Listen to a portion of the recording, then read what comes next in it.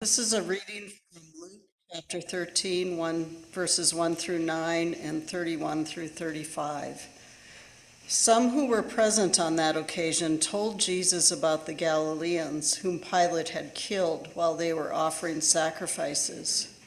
He replied, "Do you think the suffering of these Galileans proves that they were more sinful than all the other Galileans? No, I tell you. But unless you change your hearts and lives, you will die just like they did. What about those 18 people who were killed when the Tower of Siloam fell on them? Do you think that they were more guilty of wrongdoing than everyone else who lives in Jerusalem? No, I tell you, but unless you change your hearts and lives, you will die just as they did." Jesus told this parable. A man owned a fig tree planted in his vineyard. He came looking for fruit on it and found none. He said to his gardener, "Look, I've come looking for fruit on this fig tree for the past 3 years and I've never found any. Cut it down. Why should it continue depleting the soil's nutrients?" The gardener responded, "Lord, give it 1 more year and I will dig around it and give it fertilizer. Maybe it will produce fruit next year. If not, then you can cut it down." At that time, some Pharisees approached Jesus and said, "Go, get away from here, because Herod wants to kill you." Jesus said to them, "Go tell that fox, 'Look, I'm throwing out demons and healing people today and tomorrow, and on the third day I will complete my work. However, it's necessary for me to travel today, tomorrow, and the next day, because it's impossible for a prophet to be killed outside of Jerusalem. Jerusalem, Jerusalem, you who kill the prophets and stone those who were sent to you. How often I have wanted to gather your people just as a hen gathers her chicks under her wings. But you didn't want that. Look, your house is abandoned. I tell you, you won't see me until the time comes when you say, 'Blessings on the one who comes in God's name.'" This is the word of the Lord.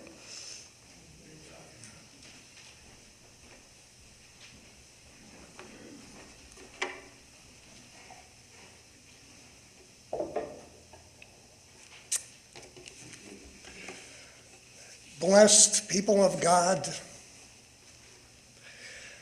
and body of Christ.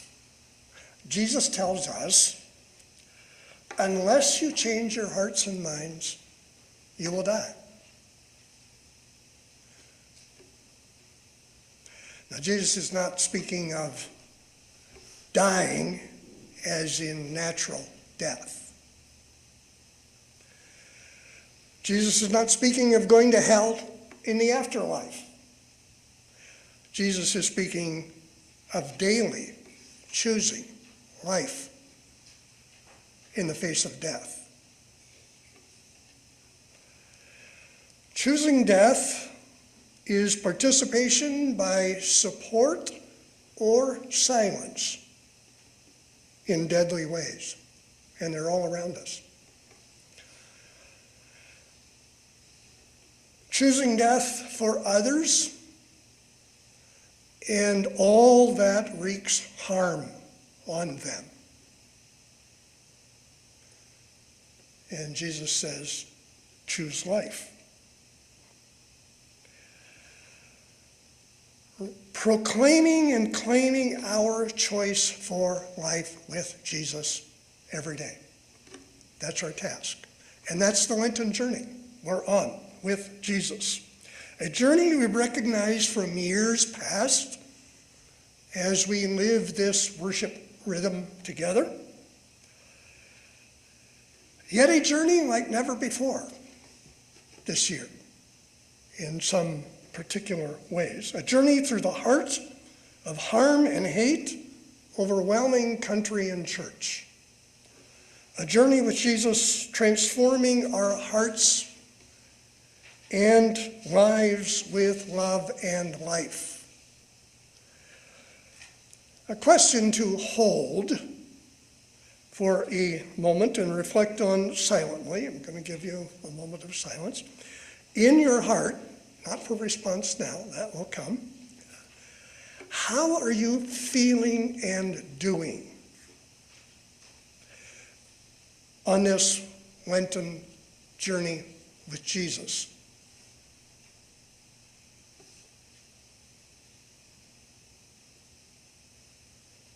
Ponder that in your heart.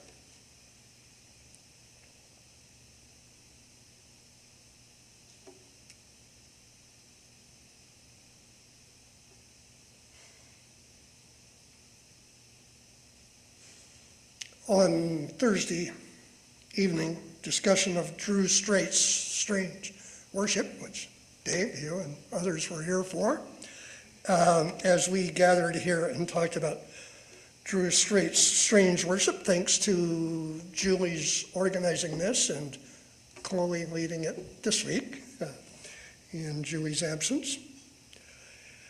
But we pondered these questions about how we are now, what's happening, and how we assess this journey we are on. What is faithful following Jesus and worshiping God? What is national idolatry of person and country? Yesterday I joined a webinar with one of my favorite people, theologian Stanley Auerbach, on his new book, Jesus Changes Everything, reminding us that the primary religion of America is America. It's not Christianity. Drew Straight begins chapter 2 on strange worship, which we covered on Thursday night for those of you who participated, on white Christian nationalism by citing in the very first paragraph Kimberly Crenshaw's saying, when there is no name for a problem, you can't see the problem, and when you can't see the problem, you can't address or face the problem. Or in the language of another brilliant person that has been a favorite for me, James Baldwin says, not everything that is faced can be changed, but nothing can be changed unless it is faced. Those are prophetic words for us today. Naming the problem, the sin of white Christian nationalism, is essential. This is our Lenten task, naming what we are facing, so that we can truly be on this journey to Jerusalem with Jesus. As you know from the message that came out Wednesday night, that Linda sent out, when I left home early Wednesday morning at 3:45 in the morning to come and rejoin you, I left my phone at home. In a quarter century of traveling frequently all over the country and the world with a cell phone, I have never left it behind. And it felt like a Lenten loss for 3 days. Not only that, I wanted to do a full week's work in half a week, from Wednesday afternoon till this morning, being together.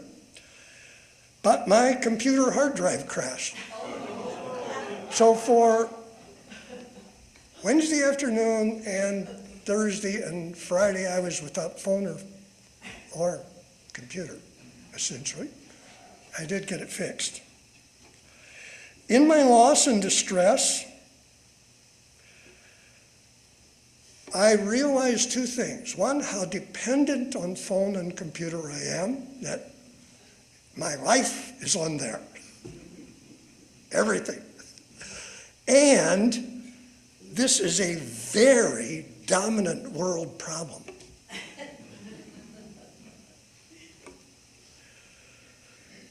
In the meantime, Mahmoud Halil was abducted at Columbia University against all law and sanity. Medical help and humanitarian aid is blocked from entering Gaza in a supposed ceasefire. My Palestinian friend Tariq and the Amal Hair community in the South Hebron Hills face 24/7 harassment and assault by soldiers and settlers. And I got a message from Tariq this morning on what happened earlier today for them.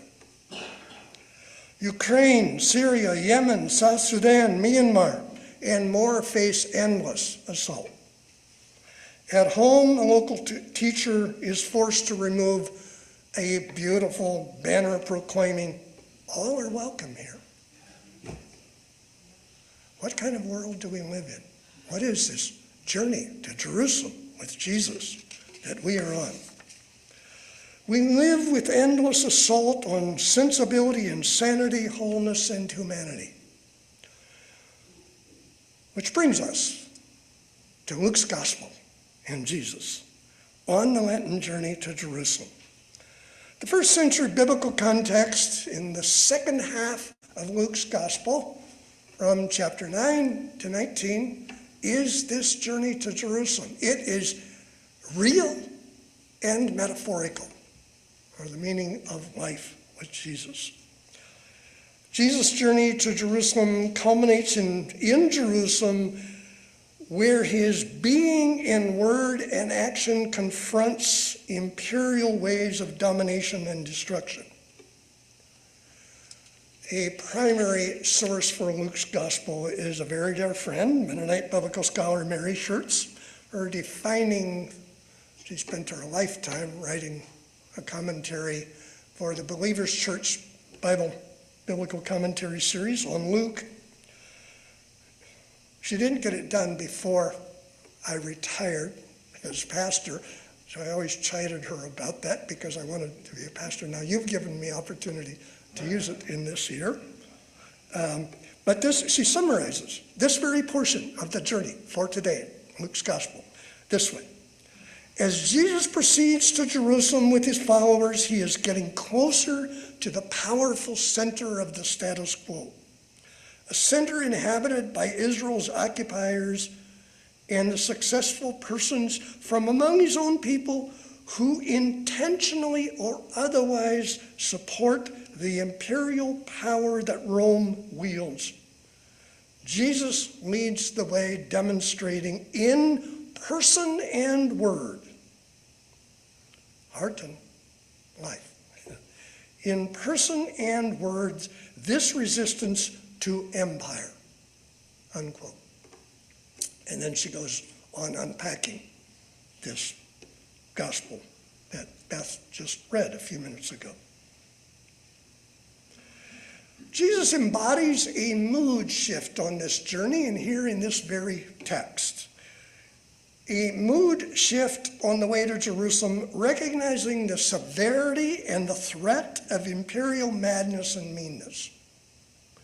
Just prior to this, what we didn't hear, because it came just before what you read, Beth, here, but it's a good reference point for in this mood shift. Jesus speaks stark word images of clouds forming, winds blowing, heat wave coming, fires blazing. This is not just a reference to natural events. This is the political climate they are living in the first century and the 21st century. It's as real for us today as it was for Jesus in his day.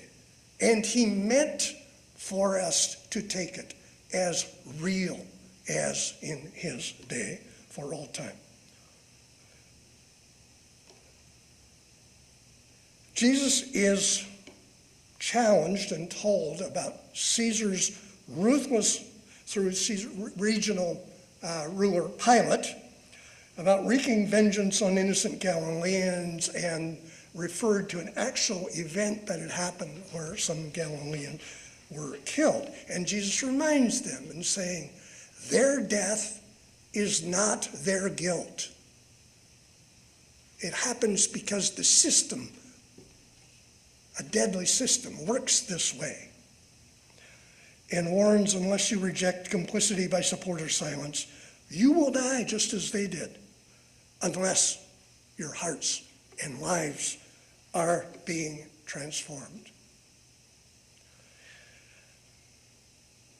Jesus continues on then in this exchange with the Pharisees in the early part of that by calling Herod a fox. The fox guarding the hen house, if you will, in more recent language.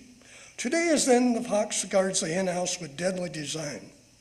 And then Jesus poses one of the most significant images for himself in all the Gospels, contrasting Herod the fox with his being the mother hen, sheltering all God's people under the wings. That's his deepest longing. That's what's taking place in this story here. Our choice here, as always with Jesus in the gospel, is devoting our hearts and life. We choose to Herod the fox or Jesus the mother hen. Always. That's the richness of these images we are given today. It's a choice, the story. In this tumultuous time, Jesus calls us to change our hearts and lives.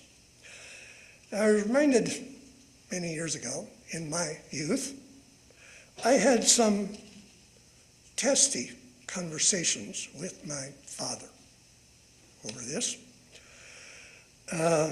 about faith in all kinds of ways, whether talking about public or personal lives. My dad always insisted they need to accept Jesus in their hearts and their hearts will be changed. And I would retort, lots of people accept Jesus in their heart and go on living the dominant, deadly ways of life. It's not enough. But I was wrong, partly wrong, and so was my dad, because Jesus tells us that heart and life are integrated. You can't have a change of heart if your life doesn't manifest that, if it doesn't appear for you that way. Unless your heart and life is changed, transformed, you're choosing death. Here in the middle of this Lenten journey to Jerusalem, Pharisees warned Jesus, go, get out of here. Herod wants to kill you. Don't go to Jerusalem. How many times are we told such a thing? Just take care of yourself. Be safe. Don't do this. Don't do that. I think one of America's greatest addictions is comfort. We don't want to be made uncomfortable, particularly the white American church of idolatry. So the Pharisees warned Jesus. Herod, another Caesar hatchet man, wreaks ruthless vengeance on disloyalty to the emperor and his minions of meanness. Teaching people to give loyalty to God over emperor is a threat deserving death, which is exactly where Jesus is going and where Lent takes us. Jesus' journey to Jerusalem culminates with weeping lament over Jerusalem. Would that you know the things that make for peace. That comes later in chapter 19. But you hide your eyes from true peace. Now all this event that happens in the gospel that we just heard is sort of prefiguring that as Jesus already looks ahead to Jerusalem and laments, Jerusalem, Jerusalem, you kill the prophets and everybody God sends. Jerusalem, this outpost of regional, imperial, political power and religious power. That's where Jesus is headed.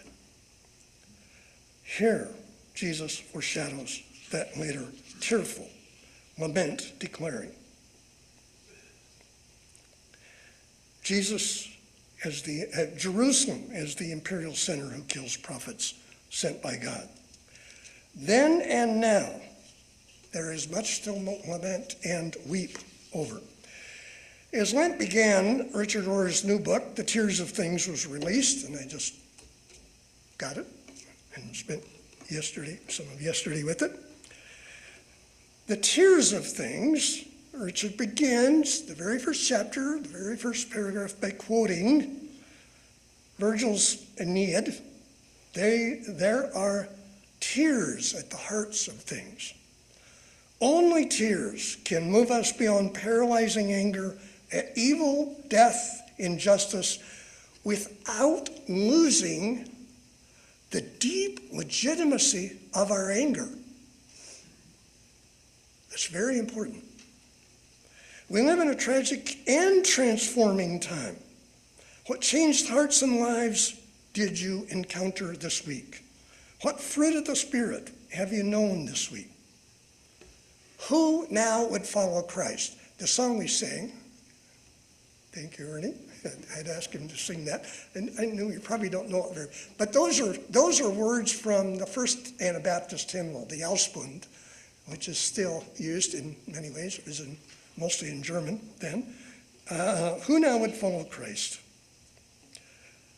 In life must scorn the world's insult and strife and bear the cross each day, for this alone leads to the throne. Christ is the only way. How did we see the fruits of the Spirit? Where did we see it? In the midst of all that we hold that seems so overwhelming and frightening today. Let me name three, and then let me ask you the question. In adult formation this morning, we talked about the offering of letters that Vivian, where are you, Vivian? Showed us. Yes, right here. Yes. But I want to quote from what was written there in the announcement, biblically. God teaches us through the prophets that we are not to withhold nourishment from anyone, not to harden our hearts, but to give and accompany one another with an open hand and heart. Or 2 weeks ago now, the Mennonite Damascus Road process celebrated 30 years of undoing racism in Goshen, Indiana, a great celebration. In the church and in our lives, in a conference called Hope for the Future. Or, in the world I work in with Mennonite Action's new mantra is, God's love knows no boundaries. What do you hear Jesus saying to us this morning? What do you hold in your life and how do you stay grounded with all that's so overwhelming and yet continue to go on and live faithfully with each other? Where's this handheld mic? I want to give you a little opportunity to respond to that, if you will. Would you tap around to then I can sit? Anyone? Who would like to?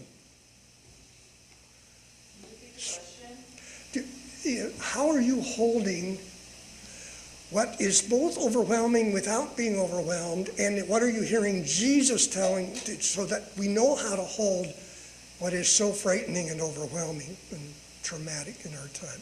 So either how hard it is and how overwhelming it is, or what keeps you grounded and going with Jesus on this journey? Yeah. Or both. So I'm overwhelmed, but I read Psalm 37, and it talked about the foes, the enemies, the persecution, but in the middle of that it says, trust the Lord and do good. And that's what I'm hanging on to, one foot in front of the other. Yeah. Amen. Thank you, Vivian. Who else? What's on your heart?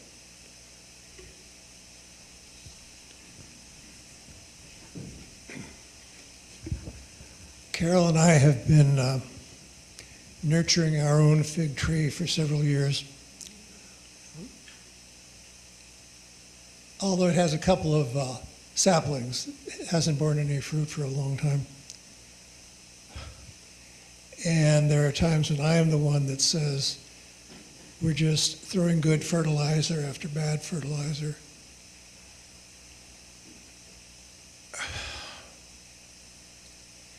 And it's something we're struggling with now.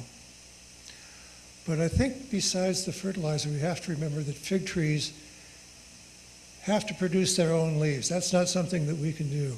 They need the leaves to gather nourishment from the rain and from the sun. And helping that fig tree do something that only it can do is a challenge in and of itself.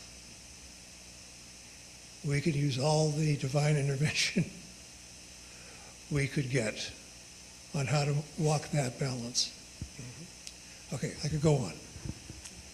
Thank you. Yeah, in the fig tree, I would say Jesus is not, it's a great little parable. Jesus is not an intolerant farmer impatient to whack off a plant that's not doing what he wants it to do.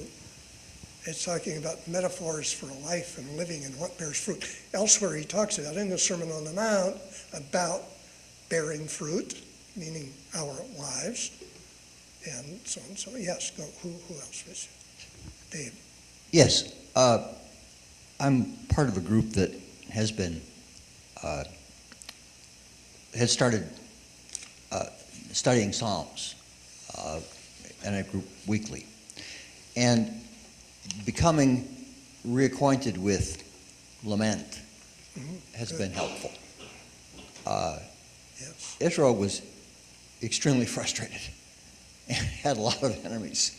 And David is pursued by his son. And he hides, and the Lord hides him. And he survives. And he, so there's comfort there for us too. Yes. Relearning lament and liturgy of lament is one of our greatest needs and challenges. Is maybe we partly got into this place because we don't know how to lament well. Yes, Russ. Maybe the last 4 years, we were, let's say the Christian church in many ways was, in the U.S., was pretty complacent. Maybe God is using Trump to jolt us into some more action. Thank you. Just a week or two ago, I listened to Richard Powers, the novelist, give a speech at Morrison Center, and in a question and answer period, someone asked him a question about the current political climate that we live in, and he responded by saying that we may have to give up hope, meaning that we usually define hope as continuing to live as we've been living, and we may not be possible to do that anymore. That's a very wise, prophetic challenge for us. Anyone? Yes, Jim.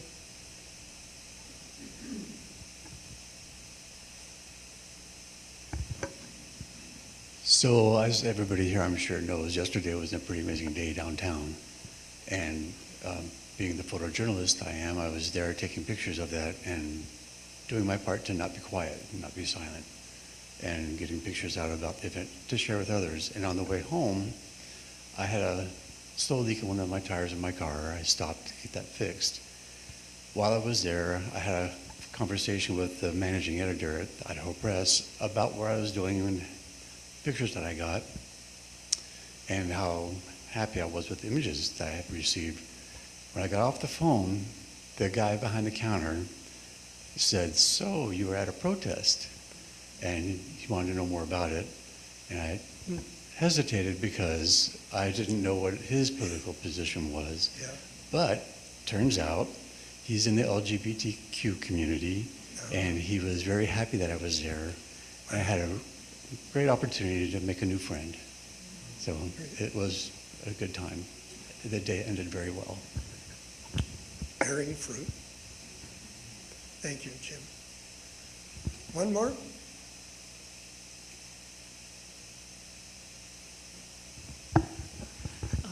Yeah, I think one of my Lenten practices I've been trying to do has been just to set aside some amount of time to do some silent meditation, and it's been going terribly. Yeah, I feel I sit down, getting into the meditation zone, and I just, I realize my brain has just been running so fast all day that it still has, a good 10 or 15 minutes to run before it stops. And yeah, I think it's definitely been, I don't know, so I feel like I have been hindered from enjoying the richness of Lent in some ways just because there is this immediacy of work to do between like ongoing confessing church conversations here, a ton of other projects outside. Comes out of my TED Talk sometime. There's a lot going on. And so I think that's been the challenge of Lent this year, and as how to, I guess, go beyond the immediacy of our issues, of my issues. I don't know what everybody else is doing. But yeah, to go from this just like running all the time to like, how do we really stop and look at our hearts, the hearts of the people around us, and sink into this richness of spiritual well-being, and how do we what do we carry to the future? How do we carry it into the future? And just acknowledging that if it's difficult for me, for how many other folks that are going through a lot more immediate challenges, that they are probably all in like crazy survival mode right now. So how to hold both those tensions at the same time.